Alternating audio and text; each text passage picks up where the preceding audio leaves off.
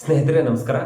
ಕಳೆದ ಒಂದು ವಾರದಿಂದ ಭಾರತದ ಸ್ಟಾಕ್ ಮಾರ್ಕೆಟ್ ತುಂಬ ಪಾಸಿಟಿವಲ್ಲಿ ಟ್ರೇಡ್ ಆಗ್ತಿದೆ.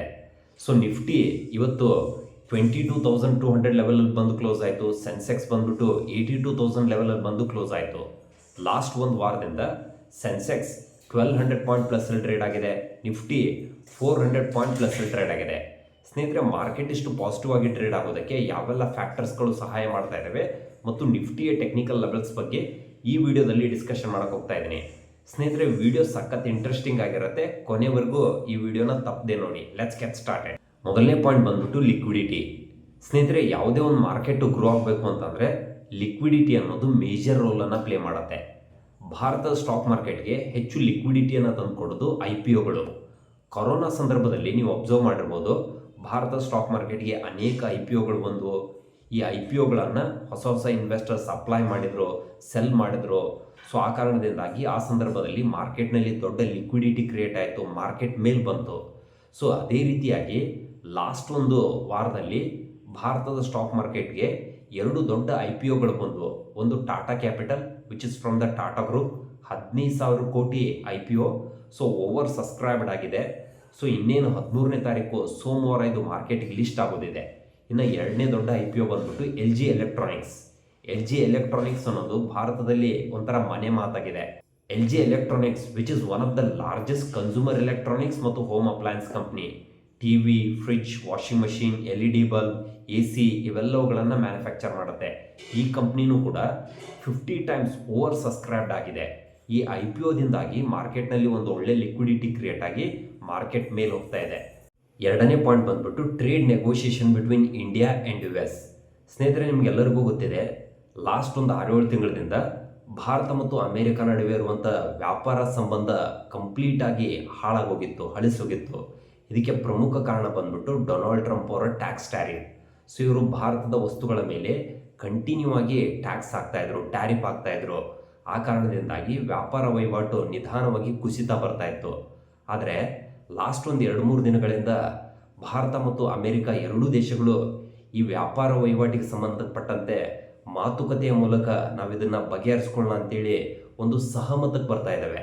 ಅದ್ರ ಜೊತೆಗೆ ಸ್ವತಃ ಪ್ರಧಾನಿ ನರೇಂದ್ರ ಮೋದಿ ಅವರು ಡೊನಾಲ್ಡ್ ಟ್ರಂಪ್ ಅವರಿಗೆ ಕಾಲ್ ಮಾಡಿ ಈ ಟ್ರೇಡ್ ಬಗ್ಗೆ, ಈ ಟ್ಯಾರಿಫ್ ಬಗ್ಗೆ ಮಾತುಕತೆಯನ್ನು ನಡೆಸಿದ್ದಾರೆ. ಡೊನಾಲ್ಡ್ ಟ್ರಂಪ್ನು ಕೂಡ ಈ ವಿಷಯದ ಬಗ್ಗೆ ಪಾಸಿಟಿವ್ ಆಗಿ ರೆಸ್ಪಾನ್ಸ್ ಮಾಡಿದ್ದಾರೆ ಅಂಥೇಳಿ ಸುಮಾರು ಮೂಲಗಳು ತಿಳಿಸ್ತಾ ಇದ್ದಾವೆ. ಆ ಕಾರಣದಿಂದಾಗಿ ಮಾರ್ಕೆಟು ಈ ಒಂದು ವಿಷಯದಿಂದಾಗಿನೂ ಕೂಡ ತುಂಬ ಪಾಸಿಟಿವಲ್ಲಿ ಟ್ರೇಡ್ ಆಗ್ತಿದೆ. ಮೂರನೇ ಪಾಯಿಂಟ್ ಬಂದ್ಬಿಟ್ಟು FIs ಬೈಯಿಂಗ್. ಸ್ನೇಹಿತರೆ, ಭಾರತದ ಸ್ಟಾಕ್ ಮಾರ್ಕೆಟ್ನಲ್ಲಿ ಫಾರಿನ್ ಪೋರ್ಟ್ಫೋಲಿಯೋ ಇನ್ವೆಸ್ಟರ್ಸ್ ಮೇಜರ್ ರೋಲನ್ನು ಪ್ಲೇ ಮಾಡುತ್ತಾರೆ. ಅವರು ಯಾವಾಗ ಭಾರತ ಸ್ಟಾಕ್ ಮಾರ್ಕೆಟ್ನಲ್ಲಿ ಬೈ ಮಾಡ್ತಾರೆ ಅವಾಗ ಮಾರ್ಕೆಟ್ ಮೇಲೆ ಹೋಗುತ್ತೆ. ಅವರು ಯಾವಾಗ ಸೆಲ್ ಮಾಡೋಕ್ಕೆ ಸ್ಟಾರ್ಟ್ ಮಾಡ್ತಾರೆ ಮಾರ್ಕೆಟ್ ಕೆಳಗಡೆ ಬರೋಕ್ಕೆ ಸ್ಟಾರ್ಟ್ ಆಗುತ್ತೆ. ಕಳೆದ ಒಂದು ವಾರದಿಂದ ಭಾರತದ ಸ್ಟಾಕ್ ಮಾರ್ಕೆಟ್ನಲ್ಲಿ foreign portfolio invest they are the net buyers. ಅವರು ಕಂಟಿನ್ಯೂ ಆಗಿ ಬೈ ಮಾಡ್ತಾ ಇದ್ದಾರೆ. ಈ ಪಾಯಿಂಟ್ನೂ ಕೂಡ ಮಾರ್ಕೆಟ್ನಲ್ಲಿ ಒಂದು ಪಾಸಿಟಿವ್ ಸೆಂಟಿಮೆಂಟನ್ನು ಕ್ರಿಯೇಟ್ ಮಾಡಿದೆ, ಮಾರ್ಕೆಟ್ನಲ್ಲಿ ಒಂದು ಒಳ್ಳೆ ಲಿಕ್ವಿಡಿಟಿಯನ್ನು ಕ್ರಿಯೇಟ್ ಮಾಡಿದೆ. ನಾಲ್ಕನೇ ಪಾಯಿಂಟ್ ಬಂದ್ಬಿಟ್ಟು ಬ್ಯಾಂಕಿಂಗ್ ಮತ್ತು IT ಸ್ಟಾಕ್ಸ್ಗಳು. ಸ್ನೇಹಿತರೆ, ಒಂದು 2-3 ದಿನದ ಹಿಂದೆ ಭಾರತದ ರಿಸರ್ವ್ ಬ್ಯಾಂಕ್ ಒಂದು ಹೊಸ ಮಾನಿಟರಿ ಪಾಲಿಸಿಯನ್ನು ಮಾಡಿತು. ಈ ಹೊಸ ಮಾನಿಟರಿ ಪಾಲಿಸಿಯ ಪ್ರಕಾರ ಬ್ಯಾಂಕಿಗೆ ಮತ್ತು ಕಸ್ಟಮರ್ಸ್ಗೆ ಇಬ್ಬರಿಗೂ ಬೆನಿಫಿಟ್ ಆಗೋ ರೀತಿ ಒಂದು ಹೊಸ ಪಾಲಿಸಿಯನ್ನು ಮಾಡಿತು. ಆ ಕಾರಣದಿಂದಾಗಿ ಲಾಸ್ಟ್ ಒಂದು 3-4 ದಿನದಿಂದ ಬ್ಯಾಂಕಿಂಗ್ ಸ್ಟಾಕ್ಸ್ಗಳು ಕಂಟಿನ್ಯೂ ಆಗಿ ಮೇಲೆ ಹೋಗ್ತಾ ಇದ್ದಾವೆ. ಅದರ ಜೊತೆಗೆ ಭಾರತದ ಅತಿ ದೊಡ್ಡ software company which is TCS, ಇದರ ಕ್ವಾರ್ಟರ್ಲಿ ರಿಸಲ್ಟ್ ಬಂದಿದೆ. ಈ ರಿಸಲ್ಟ್ನಲ್ಲಿ ಇವರ ನೆಟ್ ಪ್ರಾಫಿಟ್ ಬಂದ್ಬಿಟ್ಟು 1.5% ಇನ್ಕ್ರೀಸ್ ಆಗಿದೆ. ಇದು ಕೂಡ ಮಾರ್ಕೆಟ್ನಲ್ಲಿ ಒಂದು ದೊಡ್ಡ ಮಟ್ಟದ ಪಾಸಿಟಿವ್ ಸೆಂಟಿಮೆಂಟನ್ನು ಕ್ರಿಯೇಟ್ ಮಾಡಿದೆ. ಈ TCS ನಿಫ್ಟಿ ಮತ್ತು ಸೆನ್ಸೆಕ್ಸ್ನಲ್ಲಿ ದೊಡ್ಡ ಮಟ್ಟದ ವೇಟೇಜನ್ನು ಹೊಂದಿದೆ. ಸ್ನೇಹಿತರೆ, ಈ ಎಲ್ಲ ಕಾರಣಗಳಿಂದಾಗಿ ಲಾಸ್ಟ್ ಒಂದು ವಾರದಿಂದ ಮಾರ್ಕೆಟು ತುಂಬ ಪಾಸಿಟಿವಲ್ಲಿ ಟ್ರೇಡ್ ಆಗ್ತಿದೆ. ಸ್ನೇಹಿತರೆ, ಇನ್ನು ನಿಫ್ಟಿಯ ಟೆಕ್ನಿಕಲ್ ಲೆವೆಲ್ಸ್ಗಳನ್ನು ನಾವು ಅಬ್ಸರ್ವ್ ಮಾಡೋದಾದ್ರೆ 25,200 ಲೆವೆಲ್ ಇದೆಯಲ್ಲ, ಇದೊಂದು ಸ್ಟ್ರಾಂಗ್ ರೆಸಿಸ್ಟೆನ್ಸ್ ಝೋನ್ ಆಗಿ ಆಕ್ಟ್ ಆಗ್ತಿದೆ. ಮಾರ್ಕೆಟ್ ಈ ಲೆವೆಲ್ಗೆ ಹೋಗುತ್ತೆ, ಕೆಳಗಡೆ ಬರ್ತಾ ಇದೆ. ನೋಡಿ, ನೀವು ಇಲ್ಲಿ ಅಬ್ಸರ್ವ್ ಮಾಡಬಹುದು, ಇಲ್ಲೊಂದ್ಸಲ ಮೇಲೆ ಹೋಗಿದೆ, ಕೆಳಗೆ ಬಂದಿದೆ, ಮತ್ತೆ ಇಲ್ಲಿ ಹೋಗಿದೆ, ಮತ್ತೆ ಕೆಳಗೆ ಬಂದಿದೆ.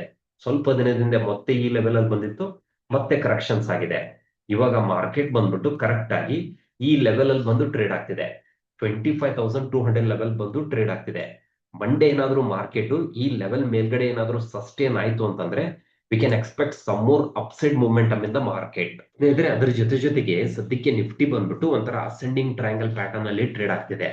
ಈ ಅಸೆಂಡಿಂಗ್ ಟ್ರಯಾಂಗಲ್ ಪ್ಯಾಟರ್ನ್ ವಿಶೇಷತೆ ಏನಂತಂದ್ರೆ ಮಾರ್ಕೆಟ್ ಏನಾದರೂ ಈ ಲೆವೆಲ್ನ ಬ್ರೇಕ್ ಮಾಡಿ ಮೇಲ್ಗಡೆ ಏನಾದರೂ ಸಸ್ಟೇನ್ ಆಯಿತು ಅಂತಂದ್ರೆ ಫರ್ದರ್ ಮಾರ್ಕೆಟು ಇನ್ನೊಂದು ಸ್ವಲ್ಪ ಚೆನ್ನಾಗಿ ಮೊಮೆಂಟಮ್ ಆಗೋ ಚಾನ್ಸಸ್ ಇರುತ್ತೆ. ಸ್ನೇಹಿತರೆ, ಈ ಒಂದು ವಿಡಿಯೋದಲ್ಲಿ ಲಾಸ್ಟ್ ಒಂದು ವಾರದಿಂದ ಮಾರ್ಕೆಟ್ ಯಾಕೆ ಪಾಸಿಟಿವ್ ಆಗಿ ಟ್ರೇಡ್ ಆಗ್ತಿದೆ, ಯಾವೆಲ್ಲ ಪಾಯಿಂಟ್ಗಳು ಮಾರ್ಕೆಟನ್ನು ಮೇಲ್ಗಡೆ ತಗೊಂಡು ಹೋಗ್ತಾ ಇದೀವಿ ಅನ್ನೋದ್ರ ಬಗ್ಗೆ ಡಿಸ್ಕಷನ್ ಮಾಡಿದ್ವಿ. ಸ್ನೇಹಿತರೆ, ಈ ವಿಡಿಯೋ ನಿಮಗೆ ಇಷ್ಟ ಆದರೆ ತಪ್ಪದೇ ಸಬ್ಸ್ಕ್ರೈಬ್ ಮಾಡಿ, ನಿಮ್ಮ ಸ್ನೇಹಿತರೊಂದಿಗೆ ಈ ವಿಡಿಯೋನ ಶೇರ್ ಮಾಡಿ. Thank you so much.